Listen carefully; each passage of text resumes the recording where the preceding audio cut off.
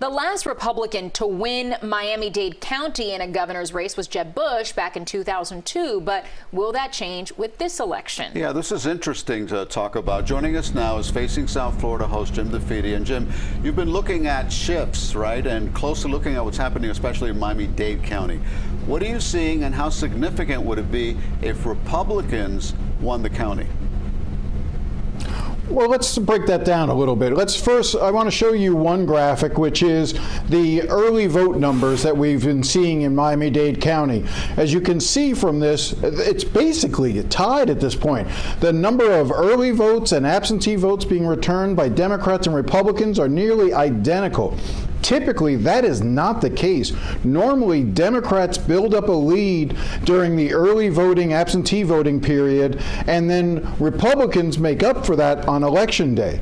So the fact that Republicans are dead even with Democrats is very challenging news for Democratic candidates. Now, why does this matter? And you're right, this is something we're looking at, but I don't think that this is just a story here. I think this is going to be a national story, because if Miami-Dade County actually goes from blue to red, I think it's truly significant. You mentioned Jeb Bush. I want to show you the last 5 governor's races. Let's put up that graphic now. As you can see, just 4 years ago, Ron DeSantis lost Dade County by 21 points. Let me make that point again. 21 points, Ron DeSantis lost Dade County. Now you're right. 2002, it was Jeb Bush who won it because he was sort of the favorite son. He did well here. He was popular here. But, ever since then, it has been nothing but Democrats. Now let's look at how this plays out in presidential elections in Dade County. As you can see, going back to 2008, Obama won Dade County by 16 points.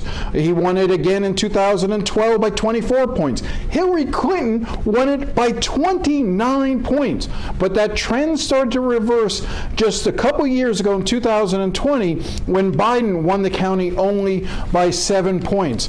Now, turning Dade County from blue to red, as Ron DeSantis is hoping to do with the help of Donald Trump coming in on Sunday, that would have a significant impact on how Florida looks going forward, because if Dade County turns red, then there's virtually no scenario in which Democrats could ever win statewide here again. All right, Jim, so the numbers are clear that that shift is happening, but what's the reason behind that shift? So I think there's a couple of things at work here. First, Democrats across Florida, but in Dade County, have really not done the work to try to organize, to try to, bring people in, register voters. The Florida Republican Party, all through COVID, all throughout the last few years, has put on a massive effort to register and get Republican voters out. That's one thing. The second thing is, Democrats have done a lousy job of marketing themselves, particularly here in Dade County. A lot of attention is focused on the Hispanic voter, and I think Democrats made a critical mistake years ago in believing that demographics are destiny. In other words, as older Cuban Americans died out and their children and their grandchildren started to get registered and started to move into the political process, that they would naturally be Democrats. Well, that's just simply not the case. And Democrats never made the economic arguments or the other arguments necessary, even on social issues, as to why Hispanic voters should come over to the Democratic Party. Now, one last thing I will also say, 4 years ago, let's face it, Andrew Gillum, later we find out a very flawed candidate, but a very talented one in 2018 in terms of exciting African American and younger voters. You're just not seeing that this time around. So that's another reason why the county is on the verge of going red. All right, Jim DeFede, thanks as always for your insight breaking down these numbers as we look at those trends over the years. Thanks so much.